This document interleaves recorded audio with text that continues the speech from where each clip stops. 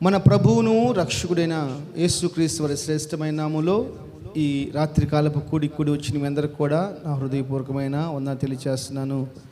దేవుడు నిండారులుగా మిమ్మల్ని కృపతో దర్శించునుగాక. బైబిల్ తెరిచి అపోస్తుల కార్యము 23వ అధ్యాయము మొదటి వాక్యాన్ని మనం చదువుకుందాం. అపోస్తుల కార్యము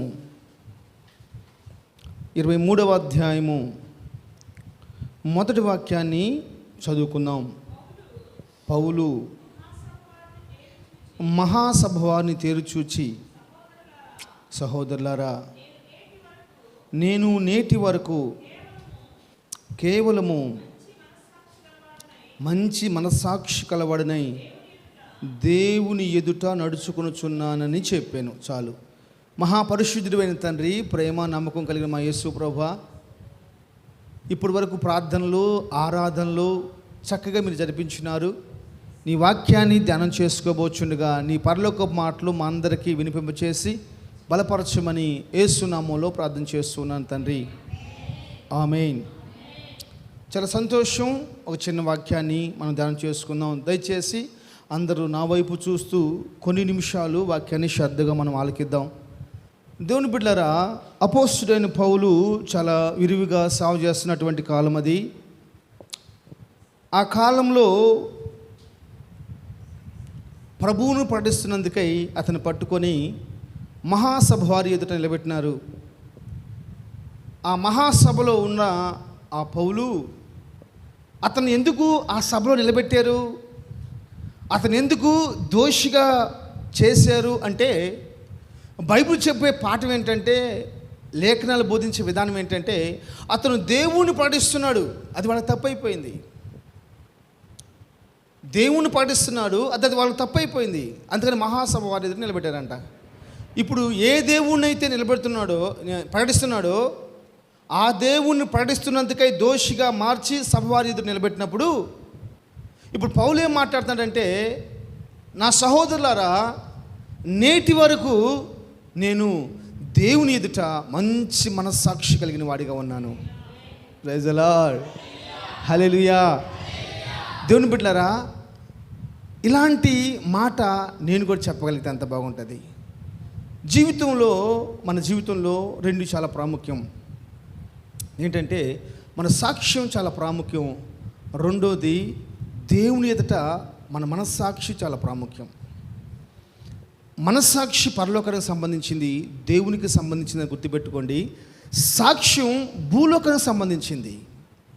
ఒక సాక్ష్యం, ఒక విట్నెస్. నువ్వు నేను భూలోకంలో సాక్షులుగా ఉండాలి. 1వ అధ్యాయం అపోస్తుల కార్యం 1వ అధ్యాయం మనం చదువుతున్నాం. అదే, నాకు మీరు సాక్షులుగా ఉంటారు, భూదిగాంతముల వరకు మీరు నా సాక్షులుగా ఉంటారు. భూలోకంలో భూదిగాంతముల వరకు నువ్వు నేను సాక్షులుగా ఉండాలి. అయితే దేవుని ఎదుట మనం ఎలా ఉండాలి తెలుసా? మంచి మనస్సాక్షి కలిగిన వారిగా ఉండాలి. ఈరోజు నేను మాట్లాడే మాట ఏంటంటే, మనం ఎందుకు భక్తి చేస్తున్నాం అంటే చెప్తానేనండి, భూలోకమైన ఆశీర్వాదం కోసం కాదు. ఒకవేళ భూలోకమైన ఆశీర్వాదం కోసం అయితే నేను చెప్పాల్సిన అవసరం లేదు. ప్రార్థనకు వస్తే దేవుడు ఇల్లు కడతాడంటే అడుక్కునే వాళ్ళు, రోడ్ల మీద తిరిగేవాళ్ళు, షెడ్లో ఉండేవాళ్ళు అందరూ ప్రార్థనలో కూర్చుంటారు. ఆరోగ్యం ఎత్తాడు, ప్రార్థనకు రమ్మని చెప్పాను అనుకో, హాస్పిటల్కి ఎవరు పోరు, అందరూ ప్రార్థనలో కూర్చుంటారు. అలా ప్రభు చేయుటకు సమర్థుడే, కానీ అది ప్రాముఖ్యం కాదు. మనము రేపు దేవుని ఎదుట నిలబడబోతున్నాం. చెప్పాలి, జ్యేష్ఠుల సంఘంలో మనం నిలబడబోతున్నాం, పరిశుద్ధ దేవదూతల మధ్య మనం నిలబడబోతున్నాం. కాబట్టి మనం భూలోకంలో ఒక మంచి సాక్ష్యం కావాలి. మనకి ఒక మంచి సాక్ష్యం, అది చాలా ప్రాముఖ్యమైనది. ఈరోజు నువ్వు ఏ సాక్ష్యం సంపాదించుకున్నావు? నీ ఆస్తి ఏంటంటే నీకు సంపాదించుకున్న సాక్ష్యం మాత్రమే. మన ఇంట్లో వాళ్ళు చెప్పే సాక్ష్యం, మన ఈదులో వాళ్ళు చెప్పే సాక్ష్యం, మన ప్రాంత ప్రజలు చెప్పే సాక్ష్యం. అందుకే మనం ప్రార్థనకు పోతున్నాం. నేను బయటికి వెళ్ళినప్పుడు వాక్యం చెబుతున్న సమయాల్లో సహవాసంలో ఎవరి గురించి నేను సాక్ష్యం చెప్పాలి? వాళ్ళు పలానా విషయంలో చాలా పర్ఫెక్ట్ అండి అని వాళ్ళ గురించి సాక్ష్యం చెప్పాలి. అలాంటి సాక్ష్యాన్ని మీరు సంపాదించుకోవాలి. అలాంటి ఒక మాదిరిని మీరు సంపాదించుకోవాలి. అలాంటి కృపని మనం పొందుకున్న వారికి మార్చబడాలి. అరే పలానా ఉందరా, 7 గంటలకు ప్రార్థన కంటే 7 గంటలకు ఖచ్చితంగా వచ్చిందిరా, ప్రార్థనకు పోయే విషయంలో సాక్ష్యం, ఎదుటి వ్యక్తుల్ని ప్రేమించే వారి విషయంలో సాక్ష్యం, పని చేసే విషయంలో ఒక సాక్ష్యం, నమ్మకత్వంలో ఒక సాక్ష్యం, భూలోకంలో దేవుని బిడ్డలంగా దేవుని ప్రజలంగా మనం ఒక సాక్ష్యం కలిగి ఉండాలి. స్తోత్రం. మనము అందుకని బైబిల్ పెట్టిన మన పేరేంటి చెప్పండి. మనం బైబిల్ మనకు పెట్టిన పేరు ఏంటి అమ్మా చెప్పాలి. బైబిల్ మనకు పెట్టిన పేరు ఏంటి? హల్లెలూయా. నోరు పెద్దరిసి మాట్లాడండి. బైబిల్ మనకు పెట్టిన పేరేంటి?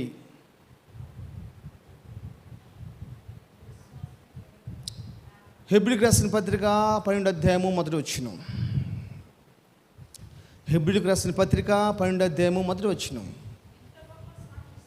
ఏ సమూహం మనం? సాక్షి సమూహం. ఏ సమూహం? సాక్షి సమూహం. వాక్యం చెప్తుందేమో సాక్ష్యం గురించి, మీరు జవాబు ఇచ్చేదేమో విశ్వాసం గురించా? మనం ఏ సమూహం అండి? ఇదిగో ఎంత గొప్ప సాక్షి సమూహం. పరలోకంలో ఎవరుంటారు? దశంపాగాలు ఇచ్చిన వాళ్ళు ఉంటారు. స్తోత్రం. ఎవరుంటారు చెప్పండి, చెప్పాలి. 1 ఎవరుంటారు? దశంభాగాలు ఇచ్చిన వాళ్ళు ఉంటారు. 2 ఎవరుంటారు? అన్నం వండిన వాళ్ళు ఉంటారు. 3 ఎవరుంటారు? కడిగిన వాళ్ళు ఉంటారు. 4 ఎవరుంటారు? ఏమంటారు? 4 వడ్డించిన వాళ్ళు ఉంటారు. 5 వాళ్ళు తినే వాళ్ళు ఉంటారు. 6 వాళ్ళు పాటలు పాడిన వాళ్ళు ఉంటారు, ప్రార్థన చేసిన వాళ్ళు ఉంటారు, వాక్యం చెప్పిన వాళ్ళు ఉంటారు. అవునా? ఎవరుంటారు చెప్పాలి. వీళ్ళందరూ ప్రాముఖ్యం. కానీ యేసు ప్రభుకు సాక్షిగా మారాలి. యేసు ప్రభుకు సాక్షిగా మారాలి. సాతాను గాడి ముందు చెప్పుకోవాల్సిన అవసరం లేదండి. సాతాను గాడి ముందు నువ్వేం త్యాగం చేసినా చెప్పుకోలేడు. వాడు నువ్వేం చేసినా చెప్పుకోలేడు. మనం ప్రభువుకు సాక్షిగా ఉండాలి. నేను చూసినప్పుడు నువ్వు యేసు ప్రభు సాక్షి అని చెప్పాలి. చాలా సింపుల్, చాలా సింపుల్. హల్లెలూయా. ఆయన అంటాడు, ఇంత గొప్ప సాక్షి సమూహం మన ఎదుటుంది. పరిశుద్ధులైన వాళ్ళు సురేష్ అన్న గారు లాంటి వాళ్ళు, ఏసన్న గారు లాంటి వాళ్ళు, భక్త సింగ్ గారు లాంటి వాళ్ళు, సాధు సుందర్ సింగ్ లాంటి వాళ్ళు, పేతురు, యాహోను, యాకోబు, గొప్ప గొప్ప పరిశుద్ధులైన భక్తులు, నీతిమంతులైన భక్తులు, ప్రభు సాక్షిగా బతికిన భక్తులు, అనేక మంది గొప్ప సమూహం మన ముందు ఉంది. వాళ్ళని చూస్తూ మనము దేవుని ఎదుట మంచి మనస్సాక్షి కలిగిన వారిగా మార్చబడాలి. పౌలు అంటున్నాడు, ఇప్పటి వరకు నేను మంచి మనస్సాక్షి కలిగిన వాడిని. మనందరం సాక్షి సమూహం అండి. యేసు ప్రభుకు సాక్షిగా ఉండాలి. నీకు కూడా సాక్షిగా ఉండాలి. అవసరమైతే మన సాక్ష్యాన్ని చంపేయగలిగిన బలము ఒక పాపానికే ఉంది, ఒక వ్యతిరేకతనికే ఉంది, ఒక అతిక్రమానికే ఉంది. మన సాక్ష్యాన్ని దెబ్బతీసేది ఎందుకు తెలుసా? ఒక అతిక్రమము, ఒక పాపము, ఒక వ్యతిరేకత, దానికి మాత్రమే ఉంది. అందుకే పౌలు రాస్తాడు 12వ అధ్యాయంలో, నేను చదువు మాది 8వ వచనమా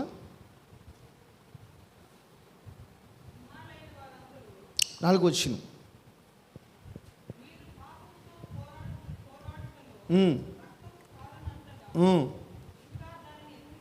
దీన్ని నిద్రించలేదమ్మా? ఎవరు నిద్రించింది? రక్తం కారణంతగా ఎదిరించలేదు. రక్తం కారణంతగా పాపాన్ని మనం ఎదిరించలేదు కాబట్టే సాక్ష్యాలు కోల్పోతున్నారు. రక్తం కారణంతగా మనం ఎదిరించట్లేదు కాబట్టి ఏం కోల్పోతున్నాం? సాక్ష్యం కోల్పోతుంది. ఎక్కడుంది మనకు అసలు ఓర్పు? ఎక్కడుంది ఓర్పు?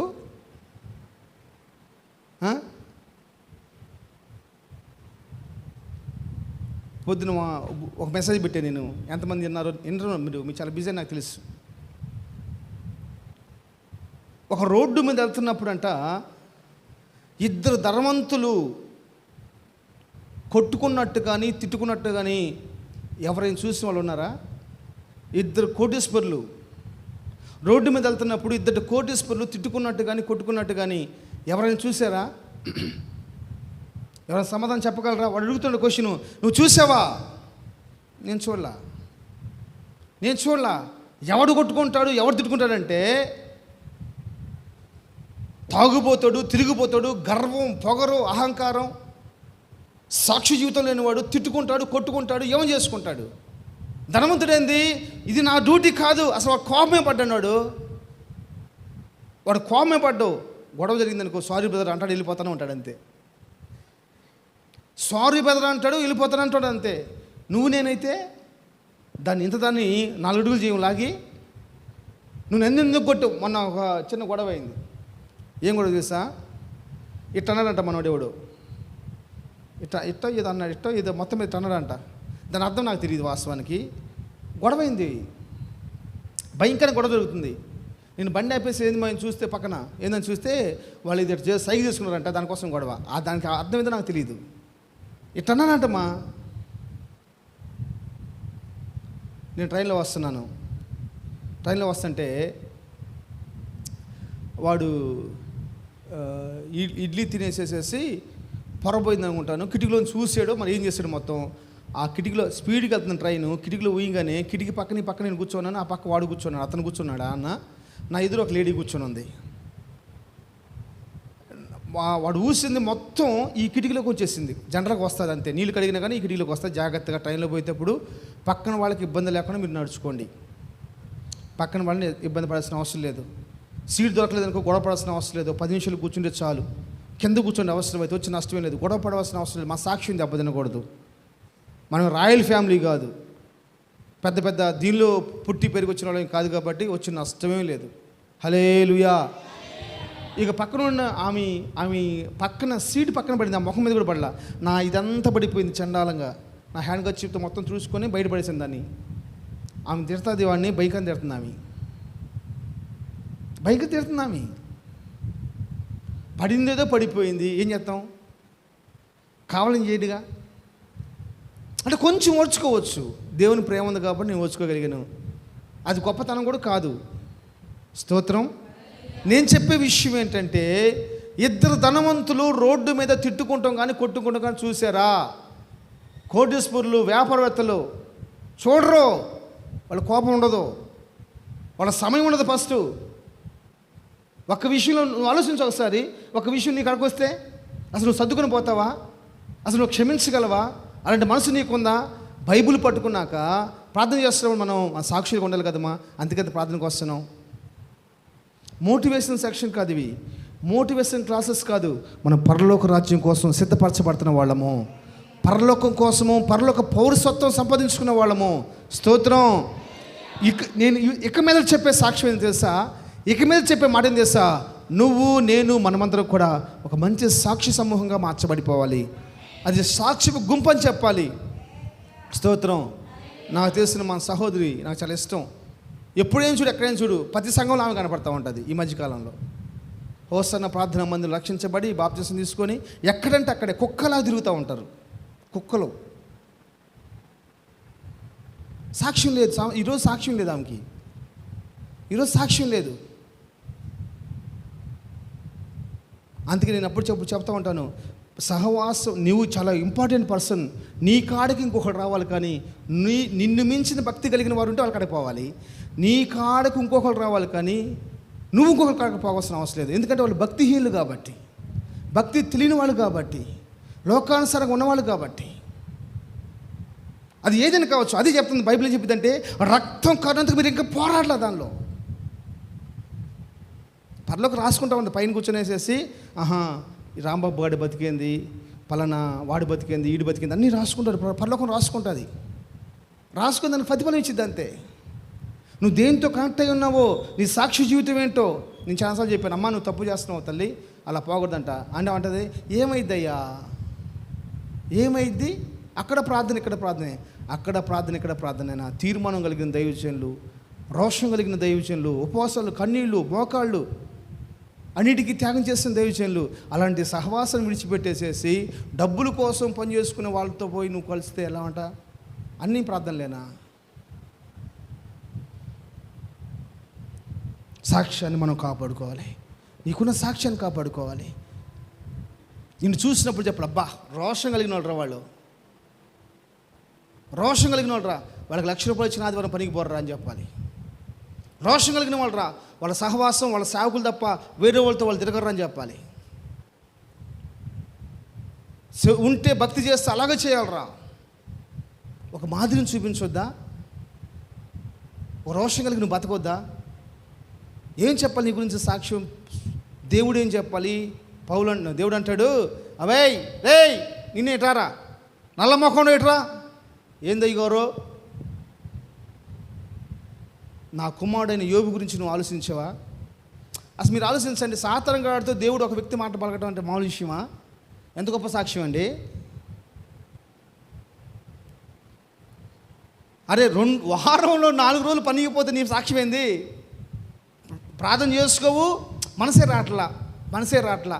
పనిస్తేనేమో ప్రార్థనకు రావు, పనికిపోతేనేమో ఉద్యోగం ఇవ్వకపోతేనేమో ప్రార్థనకు రావు, ఉద్యోగం ఇస్తేనేమో బిజీ వల్ల ప్రార్థనకు రావు. ఉద్యోగం ఇవ్వకపోతేనేమో ఉద్యోగం ఇవ్వలేదని ప్రార్థన రావట్లా. సరే దేవుని బిడ్డలు, ప్రార్థనా పరులు ప్రార్థన చేసి వాడికి మంచి ఉద్యోగం ఇప్పించావనుకో, ఈ ఉద్యోగం బిజీలోకి ప్రార్థన రాకపోతుండవి. ఏం సాక్ష్యం ఉంది నీకు?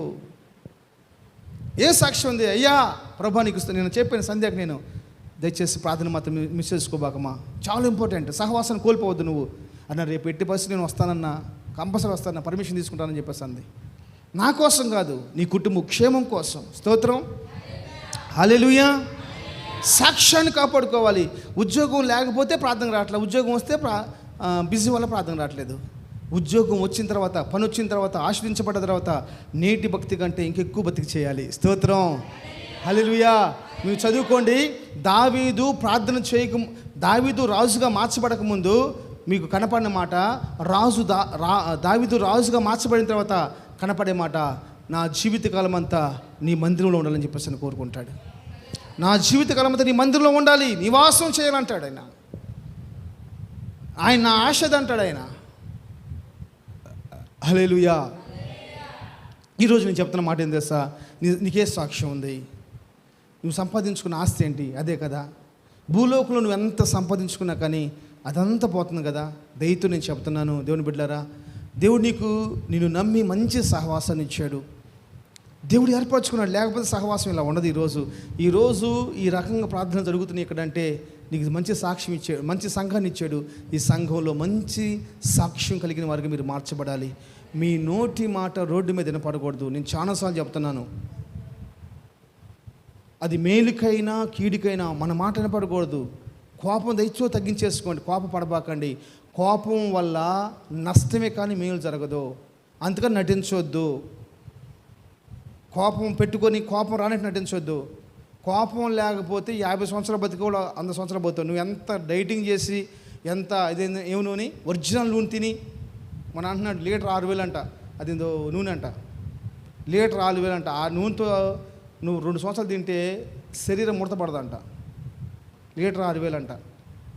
ఎంత తిన్నా ఏం కదంట. ఏం నూనె తెలియదు, శరీరం ముడతపడదంట. చాలామంది వాడుతున్నారంట అది నూనె. లీటర్ 6,000 అంట. మరి దీంతో దయ చేస్తున్నారో మనకు తెలియదు. నీళ్ళు లీటర్ 6,000 అంట. అవి తాగితే ఎముకలు గుజ్జు పెరిగిద్దంట, చాలా బలంగా ఉంటారంట. నువ్వు ఎన్ని చేసినా కానీ కోపంగా ఉందనుకో బీపీ పెరిగిపోయింది. ఆ బీపీ వల్ల ఒకసారి టపక్కమాట నరాలు. ఎందుకు మనకు అవసరమా? దేవుడిచ్చిన ఆరోగ్యాన్ని కాపాడుకోండి. మంచి సాక్ష్యం సంపాదించుకోండి. మా నాన్న దేవుని కోపం పట్టేసేసి బయట వాళ్ళకి అందరికి పెట్టేవాడు, ఇంట్లో మాత్రం తిని పెట్టేవాడు కాదు. ఆయనతో పోతే కావాల్సిన వాడికి కావాల్సినంత మందు భుజమావినాడు కానీ చెప్తాడు, తాగినోడికి తాగినంత మందు. ప్యాకెట్ ఆడితే డబ్బులు ఇవ్వండి, డబ్బులు ఎత్తాడు. ఇంట్లో మాత్రం బియ్యం వేయడు. అది ఆయన సాక్ష్యం. స్తోత్రం. నేను ఒక అమ్మాయి గురించి చెప్తాను మీకు. 3వ అధ్యాయము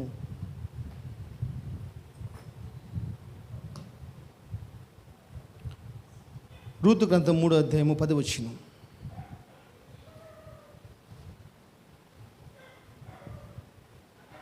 అతడు, నా కుమారి, నీవు యెహోవా చేత దీవెన నొందిన దాను. Praise the lord. అలాగ ఉంచండమ్మా. నాకు ఈ మాట చదువుతుంటే పక్క పోవద్దని పెట్టలేదు. బోయస్ అంటాడు, నా కుమారి, నువ్వు యెహోవా చేత ఏం చేయబడ్డావంట?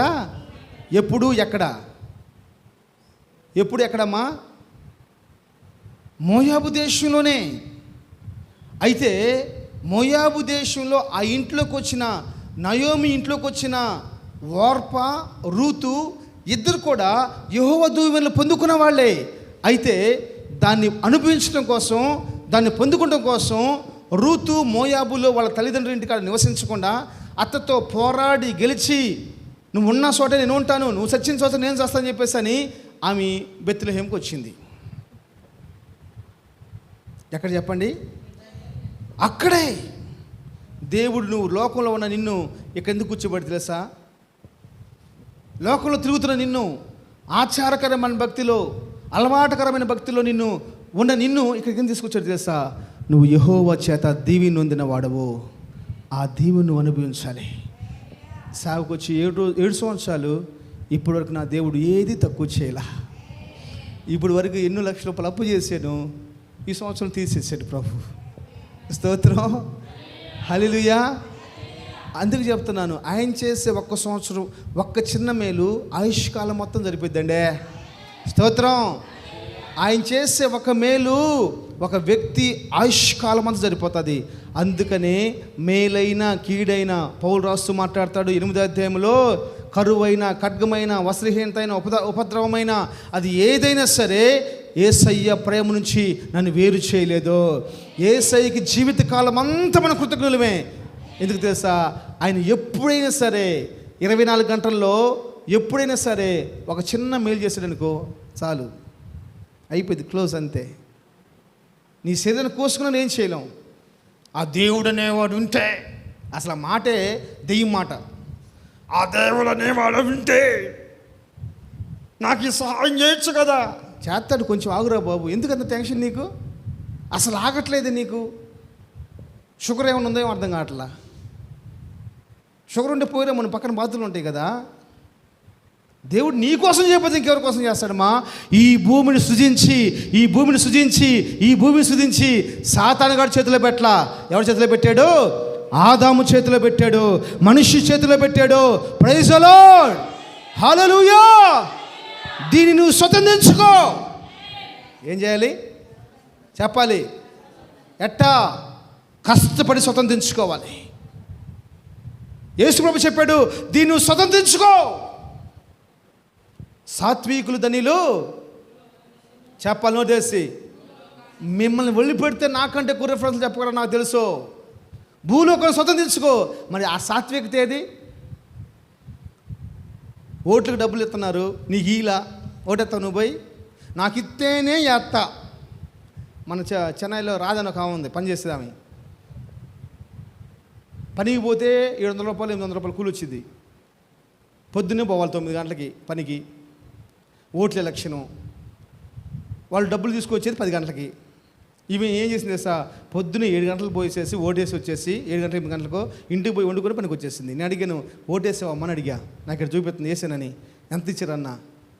వాడు ఇచ్చిందాక చూస్తే నాకు ఇక్కడ పని పోయిద్ది, అన్యాయం తీసుకున్న డబ్బులే మిగలవు, ఎందుకు అనవసరంగా చెప్పేసాను, గప్పని పోయి ఓటేసి వచ్చేసాను, నా పని నేను చేసుకుంటున్నాను అని చెప్పేసి అంటుంది.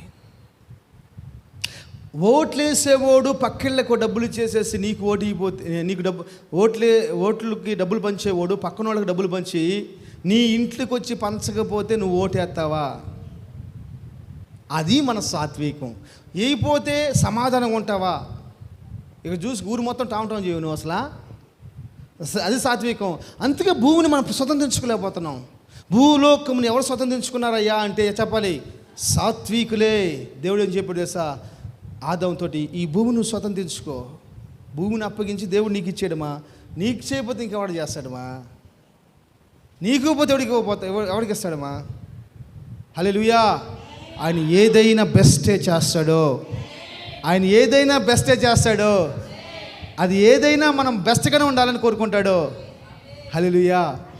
నువ్వు దీవించబడ్డ దానవు కాబట్టి ఏం కావాలి?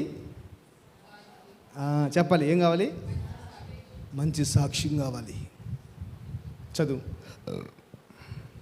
అతడు కొద్దివారే కానీ గొప్పవారే కానీ, గొప్పవారినే కానీ కొద్దివారినే కానీ యవ్వనస్తులను నీవు ఎంబడింపక ఉండుట వలన నీ మునుపటి ప్రవర్తన కంటే వెనుకటి సత్ప్రవర్తన ఎక్కువైంది. Praise the lord.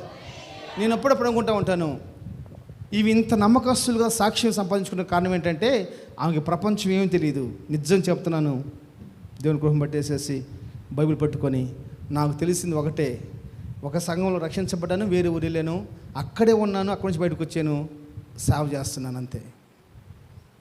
ఇంకా నాకే ప్రపంచం తెలీదు. పలానా సేవకుడు ఎలా ఉంటాడు, పలానా సేవకురాలు ఎలా ఉంటుంది, ఆ విశ్వాసం ఎలా ఉంటుంది, నాకు ఇదేం తెలీదు. ఒకవేళ ఆ కుయుక్తిపరమైన మాటలు తెలుసుకుంటే ప్రభువుకు నమ్మకంగా సేవ చేసేవాడిని కాదేమో. నీ ఫోన్ ఓపెన్ చేయి, ఎంతమంది పాస్టర్ల నెంబర్లు నీ చూపి నాకు. నీ ఫోన్ ఓపెన్ చేసేసి ఎంతమంది పాస్టర్ల నెంబర్లను చూపి. తెల్ల కొట్టు వేసుకున్న వాళ్ళకి అందరూ నీకే సేవకులు, నల్ల కొట్టలు వేసుకున్న వాళ్ళు అందరూ నీకే సేవకులు.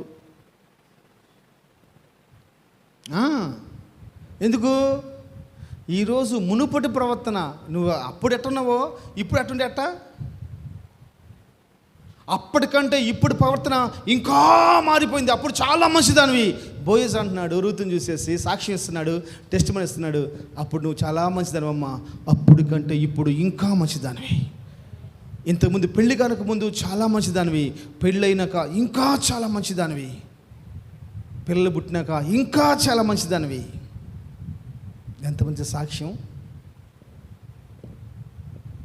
చదువు మళ్ళీ ఒకసారి.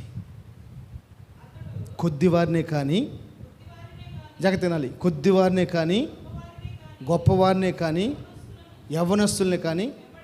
ఇప్పుడు నాకు చూడండి, కొద్దివారే కానీ అంటే చిన్నవాళ్ళు కానీ పెద్దవాళ్ళు కానీ, ధనవంతులు కానీ దరిద్రులు కానీ. దరిద్రులతో ఎలా మాట్లాడాలో రూతుకు తెలుసంట, ధనవంతులతో ఎలా మాట్లాడాలో రూతుకు తెలుసంట, బీదవారితో ఎలా మాట్లాడాలో రూతుకు తెలుసంట, యవ్వనస్తులతో ఎలా మాట్లాడాలో రూతుకు తెలుసంట. అందుకని నేను అంటాడు, అంతకుముందు నేను ఎలా ప్రవర్తించావో ఆ ప్రవర్తన కంటే ఈ ప్రవర్తన చాలా అమోఘం. ఏమి తెలుసండి బోయోస్కి? ఎంతమంది సాక్ష్యం ఇస్తున్నాడు. ఆ సాక్ష్యం అందరూ అంగీకరించొద్దు. రాంబాబు మంచోడని చెప్పేసి అని ముసుగేసుకున్న నువ్వు చెప్పినంత మాత్రాన దేవుడు అంగీకరించాలి, సమాజం అంగీకరించాలి.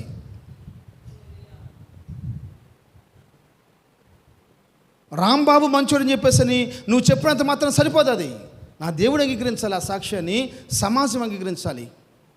ఆ చెప్పే సాక్ష్యాన్ని పక్కన పెట్టుకుంటే సరిపోవాలి. ఇదే కొంచెమే కదా అనుకున్నా కుదరదు. కొద్దివారినే కానీ గొప్పవారినే కానీ యవనస్తుల్ని కానీ నువ్వేం చేయలేదు, వెంబడించలా. ఎందుకు తెలుసా? ఎవరినంటే వాళ్ళని వెంబడించి అట్టంటే అట్ట జీవిస్తే ఏదన్నా జరిగిద్దామని అని భయం ఆమెకి. అందుకని మరొకసారి చెప్తున్నాను, మత్తయి సువార్త 1:5 ఆమె పేరు ఘనంగా రాయబడింది. బైబిల్ కొత్త నిబంధన ఓపెన్ చేయంగానే ఆమె పేరు కనపడిద్దండి. ప్రభు ఇష్టపడ్డాడు ఆమె పేరు రాయడానికి. శారమ పేరు రాయడానికి ఇష్టపడలా, రెబ్కా పేరు రాయడానికి ఇష్టపడలా, అవమ పేరు రాయడానికి ఇష్టపడలా, మోషే తల్లి పేరు రాయడానికి ఇష్టపడలా, ఆమె పేరు రాయడానికి ఇష్టపడ్డాడు. స్తోత్రం. ఈ రాత్రి నేను చెప్తున్న విలువైన మాట ఏం చెప్పండి అమ్మా, సంతోషంగా చెప్పాలి, నోటి తెరవాలి. మంచి మనస్సాక్షి కలిగిన వారిగా మార్చబడాలి. సాక్ష్యాన్ని మనం సంపాదించుకోవాలి. ఆ సాక్ష్యం కోసం రక్తం కార్యంతగా ప్రయాసపడ్డా పర్లేదు. ఒకడు ఒక మాట్లాడని చెప్పేసి అని ఆ మాట కోసం మనం తొడగోసుకునే అవసరం లేదు. ఒక సామెత ఉంది, వాడు తొడగోసుకుంటే మనం ఏం చేయాలంట, మెడ కోసుకోవాలంట. అదేం అవసరంలా. మన సాక్ష్యం కోసం వీళ్ళు మాట అంటే మాటేరా. నేను ఈ గత 2 నెలల నుంచి ఎంత ప్రయాసపడుతుంది చేసా, కేవలం మాట కోసమే. ఎక్కడ నా సాక్ష్యం దెబ్బతినకూడదని, ఎక్కడ నా సాక్ష్యం దెబ్బతినకూడదని నేను 2 నెలల నుంచి సరిగా నాకు నిద్ర లేదు, సరిగా కడుపుకు తిండి లేదు. కారణం కేవలం నా సాక్ష్యం దెబ్బతినకూడదు. ఎంత ప్రయాస, ఎంత హార్డ్ వర్క్, అదెంతో ప్రభు తెలుసు. నా సంచారములన్నీ ప్రభు ఎరుగునని చెప్పేసి బైబిల్ చెప్తున్నట్లు నా సంచారం కూడా ప్రభు తెలుసు, ఎంత ప్రయాసపడుతున్నాను. స్తోత్రం, స్తోత్రం, హల్లెలూయా. దేవుడి వాక్యాన్ని ఆశీర్వదించునుగాక.